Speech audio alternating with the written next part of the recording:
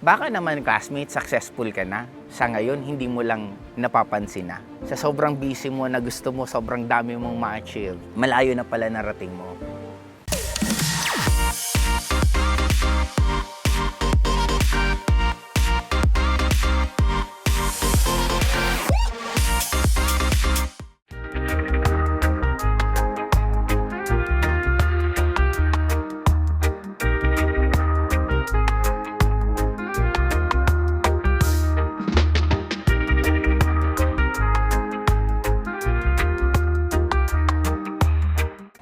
Classmate, what does success really mean for today?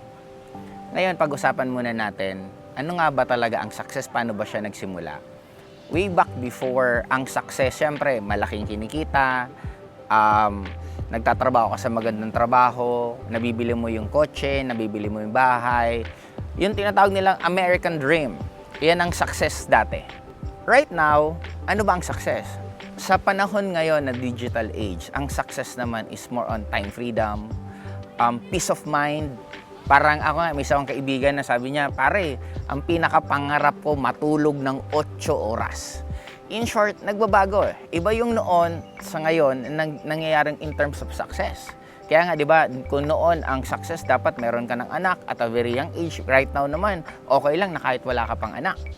Kaya classmate, dapat maintindihan din natin yung tinatawag na success sa social media at sa reality. Kasi hindi naman po lahat ng magaganda po ang post. And normally naman, wala naman ata nagpo-post ng mga negative life nila. Kadalasan na pinopost sila yung pinaka-positive na nangyari sa kanila. But always remember this, hindi po lahat ng nagpo-post ng magaganda at masaya po sila sa buhay nila. Kasi di ba may mga mayayaman din naman na kahit kamayaman sila pero stress sila, magulo ang family nila, wala sila talagang time freedom kasi they have so many in their plates na dapat gawin eh. Pero may mga iba naman na tao na hindi nga ganun kalaking kinikita nila pero still, may peace of mind naman sila, fulfilled naman po sila sa life nila. Sabi nga, wag mong tingnan yung highlight reels ng ibang tao na ikumpara mo sa buhay mo. Kasi ako, honestly classmate, dumaan ako sa point na napapatanong din ako. Nung panahon na hindi pa ako kumikita ng sobrang laki, nung panahon na makatikim lang ako ng Red Horse, feeling ko sobra ko ng yaman. Magkaroon lang ako ng pulutan na corned beef, feeling ko lechon ang pulutan ko. Napakasaya namin at especially ako na ang dami kong happy moment no na makapunta lang kami sa beach. Hindi naman, ano lang yan eh, sa Bakakay, black sand pa, ang gamit pa namin, jeep lang namin. Tapos ambagan pa kami ng krudo, tapos kami nagluluto. Iba yung happiness na yun eh. Kaya sana maintindihan natin classmate na ang pinaka-happiness, it's not about the material thing lang. Ang happiness for me, it's doing what you love and having the present time na nandun ka. Kasi di ba madalas sa atin na lagi na lang nasa future or lagi nasa past and nakakalimutan natin mag-enjoy na kaya nga ako even kanina abang umakit ako dun sa tinutulugan ko, gusto kong mag-cellphone eh, gusto kong mag-TikTok, kaya lang sabi ko mas gusto ko matulog eh, mas i-lesser ko na right now ang social media ko kasi na-realize ko yung sitwasyon ko ngayon, sobrang pangarap ko lang to dati. Eh bakit nung nandito naman ako ngayon, hindi ko siya ma-appreciate kasi sobrang busy naman ako sa panibago kong goals, sobrang busy na naman ako sa gusto kong ma-achieve at mapuntahan ng mga lugar. Right now, classmate, tulungan tayo, sabay-sabay tayo mag-improve na mas maging better na person.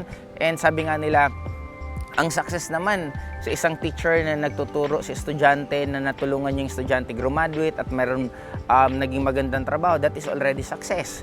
Sa isang mangtataho na naubos niya yung paninda niya sa isang buong araw na yun, that is already success. Kaya classmate, sa akin ha, reminder ko po sa inyo na i-redefine po natin ang success ng customize na akma para sa atin. Kung nagsisimula ka lang na content creator, wag kang malungkot kung ang audience mo isa, dalawa, ang nag-like, nag-subscribe sa'yo, 10, 100. Okay lang yan. Success mo yan. Wag mo yan ikumpara sa success ng ibang tao. Kung nagsisimula ka sa business right now na wala ka pa naman kinikitang malaki, pero ang importante, nakapagsimula ka ng negosyo mo, meron ka ng negosyo, that is already success. Dapat ma-realize natin, classmate, ang success subjective po siya. Pag sinabing subjective, ikaw at ikaw ang magbibigay ng definition niyan. Kaya sa aking classmate, more on focus on yourself. Ano ba ang success para sa'yo? Small step na i-improve ka sa ginagawa mo, that is already success. Don't ever think. Lagi ko itong sinasabi. May tanong sa akin, upline, anong pinaka dapat kong gawin para makuha agad yung kotse ko? Para yumaman ako agad? Para magkaroon ako agad ng bahay? Para matapos ko agad yan dapat kong gawin? Alam mo, sabi ko sa kanya, teka lang. Nagmamadali ka ba? Meron ka bang pupuntahan? Sabi niya, wala naman, upline, bakit? Sabi ko, ba't ka nagmamadali? Tapusin. Classmate, always remember this. Diba? Hindi ka naman manonood ng pelikula na ang gusto mo pagka-start, ending na agad eh. You should learn to enjoy your journey. Yan ang pinaka. Kasi ako, bakit malayo ang narating ko? Kasi naging consistent ako at matagal ko siyang ginagawa. Bakit ako naging consistent at bakit matagal ko siyang ginagawa? Because I love the journey na nangyayari sa akin sa field na pinili ko. Pag-isipan mo ng mabuti. Tingnan mo ngayon ang palibot mo. Tingnan mo yung hawak mong gadget ngayon. Tingnan mo kung nasaan ka. Baka naman, classmate, successful ka na. Sa ngayon, hindi mo lang napapansin na. Sa sobrang busy mo na gusto mo, sobrang dami mong ma-achieve, malayo na pala narating mo. Sino ka ba dati? Saan ka ba dati nagsimula? Di ba, sure ako, yung sitwasyon mo ngayon, classmate, di ba, pangarap mo lang naman yan dati? Di ba, iniisip mo lang naman dati na sana ganito mangyari sa akin? Ayan na, nangyayari na sa'yo. Kaya sa akin, classmate, una, ang pinaka magpapasaya sa isang tao, hindi para ma-achieve mo yung sobrang. Ako, idudugtong ko lang, isisingit ko lang. Meron na akong rules na meron lang ako dapat na mga 10 shoes. Sa buong buhay ko, ang dami kong ipamibigay kasi ang dami kong nasirang sapatos. Kaya sa mga kung hilig nyo po yan, nasa sa inyo.